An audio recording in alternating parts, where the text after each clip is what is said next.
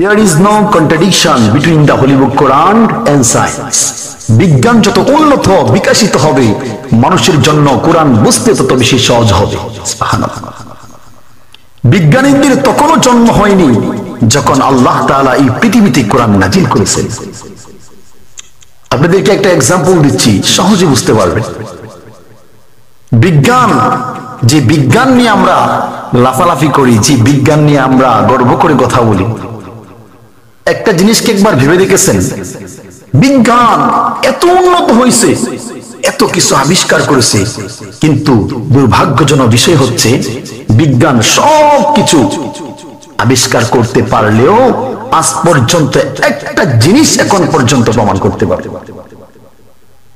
আল্লাহ তাআলা বলেন যে বিজ্ঞান যত উন্নত হোক না কেন, কিন্তু কোরআনের কাছে আইসা বিজ্ঞান কোন পরিমাণ নিজের অস্তিত্ব খুঁজে পাবেন।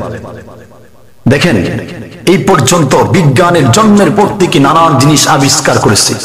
একজন বিজ্ঞানী বলে ওইটা, একজন বিজ্ঞানী আইসা বলে যেন এটা সঠিক হবে না। কিন্তু আল্লাহ তাআলা কোরআনের মধ্যে যেই সমস্যার সমাধানগুলো আল্লাহ তাআলা দিয়ে দিয়েছেন, কিন্তু বিজ্ঞান আজ পর্যন্ত ওই কঠিন কঠিন সমস্যার সমাধান করতে পারে। দেখেন তো, মাত্র 3.5 হাত মাটির নিচে কবরের মধ্যে কি হয় এই পর্যন্ত বিজ্ঞান আবিষ্কার করতে পারে নাই। মানুষ যখন মৃত্যুবরণ করে তার কবরের মধ্যে সওয়াল জব হয়, আযাব হয়, বিজ্ঞান আজ পর্যন্ত এটা পরিপূর্ণ প্রমাণ করতে পারে না। অথচ বিশ্বের এক প্রান্তে থেকে আরেক প্রান্তে বিজ্ঞানের থিওরি তারা অ্যাপ্রুভ করে তারা অনেক বেশি উন্নত করছে। স্যাটেলাইটের মাধ্যমে বিশ্বের সমস্ত খোঁজখবর নিতে পারছে। টেলিফোন আবিষ্কার করার মাধ্যমে মানুষ দূর প্রবাস থেকে দেশের মাটিতে মানুষ ভিডিও কলে কথা বলতে পারছে। কিন্তু মাত্র 3.5 হাত, মাত্র 3.5 হাত মাটির নিচে কবর, যেই কবরের মধ্যে মানুষ শুয়ে আছে, ওই জায়গায় কি হচ্ছে আজ পর্যন্ত বিজ্ঞান তার পরিপূর্ণ ধারণা দিতে পারে না। এই জন্য আমি বলি যে কোরআন যদি কোনো মানুষ পরিপূর্ণ বুঝতে পারে, তার জন্য বিজ্ঞান অনেক বেশি সহজ হবে। আজকে আমরা নিউজ পত্রিকা দেখলে, বিশ্বের মানচিত্রে ইতিহাস পড়লে আমরা জানতে পারি যে অনেক বড় বড় বিজ্ঞানী যে সমস্যার সমাধান তারা থিওরি দিয়ে করতে পারে নাই, তখন তারা এই সমস্যার সমাধানের জন্য তারা কোরআনের কাছে এসেছে। আর সমস্ত বড় বড় বিষয়গুলো কোরআন থেকেই সমাধান করা হয়েছে। সুবহানাল্লাহ।